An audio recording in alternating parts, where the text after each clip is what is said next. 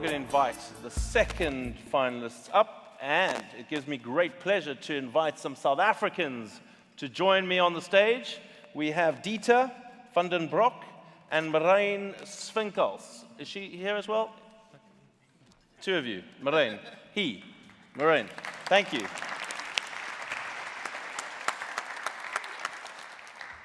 Wow, big audience.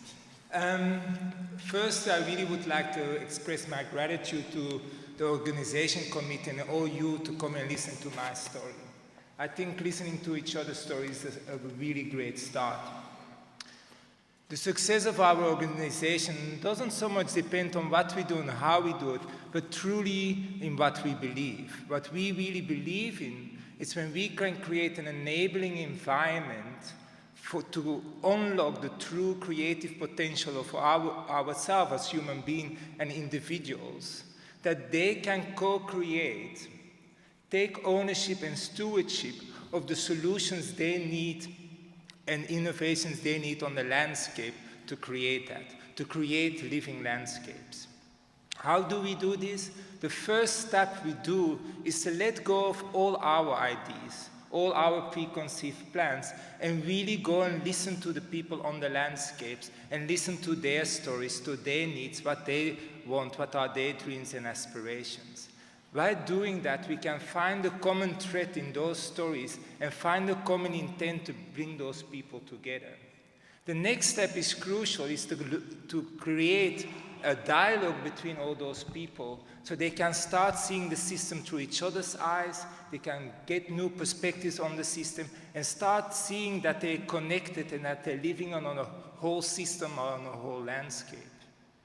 What that does as well, it starts breaking down the silos we created between us and them, the thing that we blame the other person, that is his fault because I don't have anything. We break down the silos we created between landowners, businesses, government, academia, and the most important, we start breaking down the barriers we create within ourselves, within our communities, and the disconnect we have with nature. This creates something that people start seeing that they're part of the problem. It's something hard to realize, but that's something that starts, because when people realize that, empathy and compassion comes in. We see that happening, where people now start listening and start seeing how they can share resources to create the futures they want to see. And that's what's happening on the landscape in the Baviaans, and you see some pictures where landowners now, together with government, and academia has been restoring the land. We planted 2,000 hectares of indigenous trees. We restored the floodplains, and a lot of other initiatives are coming on. But they're driven by the people on the land. They're owning them, and they're taking stewardship of them. Because what we believe of us living lands, when we want to secure our water and food, we need to create resilient communities that are adapted to climate change and adapted to our economical change. And that's what we believe in. Excellent. Thank you very much. So, I have a question for you guys. So I think I know I know the garden route quite well. So if you picture South Africa, Cape Town at the bottom, Atlantic Ocean, Indian Ocean, this is the garden route. And you guys are talking quite far up the garden route where Baviaanskloof is, right? And I saw a picture of John up there, so you've obviously been to this place, right? And are you guys from that area, or are you from somewhere else? So I'm originally from Belgium, and Marijn is from Holland. And how come you ended up in South Africa doing such an amazing thing? So my life is driven mainly about synchronicity. And I did my master's there. People asked me if I could help.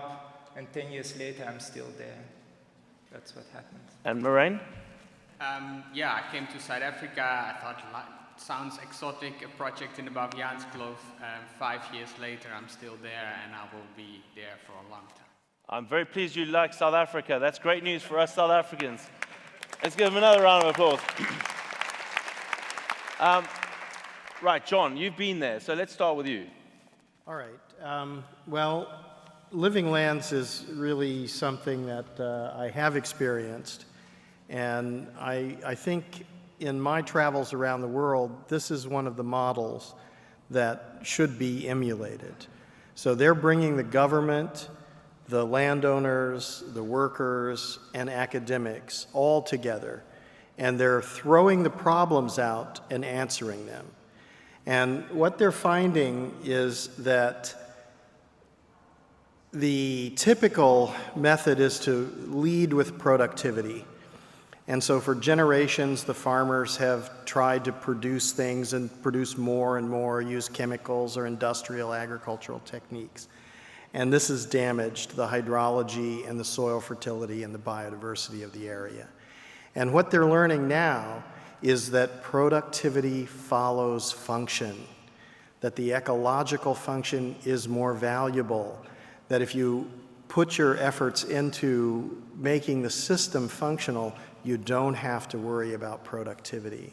And they're learning this in a collaborative way, in a way that makes the community more resilient, that makes people have fun. And we also had some nice meals together. And I think it's interesting when you go there to realize the people who are doing the most to mitigate and adapt to climate change are having a really good time. Excellent. Very good. So you're all welcome to come and join us. I don't think we heard that. Just say that again. No, when you want to have fun, you're always welcome and come and join us. Yeah. Very good. I'm going to go to Your Royal Highness. Have you been to South Africa before? No, unfortunately, I've never been, but I would like to come and visit your project. Excellent. The one thing that struck me again is the opening of dialogue between the different stakeholders and partnering with local communities. Local communities form the basis of proper conservation, in my opinion. And I think you can learn, as you have done so, from them as much as they learn from us. And it's quite remarkable. I didn't know you actually weren't from South Africa, to have both of you work and be very committed to this and helping them, because truly it just reiterates the fact that we are citizens of the globe, regardless of our geographic, where we were born. And I think you've taken that to the maximum, and I wish you all the best. And to learn from communities, because to empower them, when you hear from them, you learn so much more. And they know quite a lot, and we should learn from them. So congratulations. Thank you.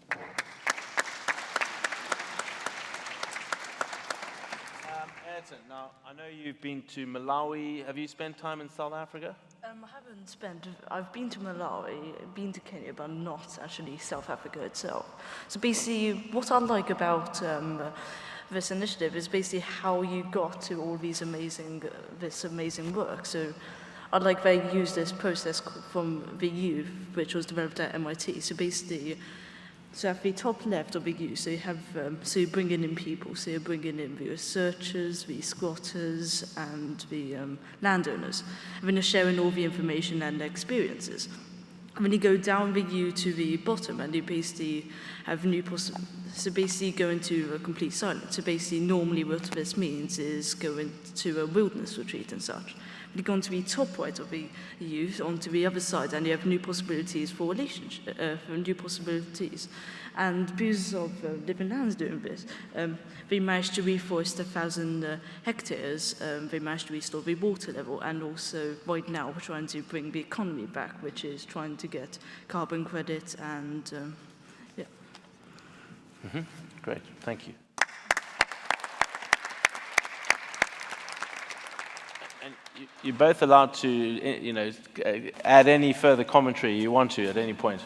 I want to add to that, like the theory U is really a great methodology to use. It's developed in business, funny enough, and it's now being used in social change and social transformation. I think the two pieces, or the one piece to add to that, is that it's really, when you create those dialogues, is that people can open their mind and open their heart to each other, and that will create an open will to collaborate, and that's, I think, the crux of that. Okay, great. Brian, over to you.